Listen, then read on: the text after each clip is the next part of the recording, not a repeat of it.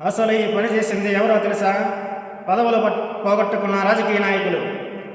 అంబేద్కర్ ఒక మాదిగలికి నాయకుడు కాదు, వరుసన్న ప్రతి వారికి నాయకుడు అంబేద్కర్.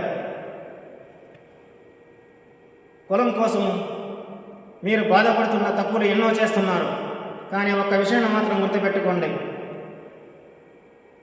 మంచి మానవత్వాన్ని మర్చిపోతున్నారు. ఈరోజు చూసుకుంటే ఇక్కడ కులం వ్యవస్థను తీసుకొచ్చిన వాళ్ళు ఎంతమంది ఉన్నారో తెలుసా? నాది కులం నీది కులం అని కొట్టుకుని చావడం కాదు కావాల్సింది.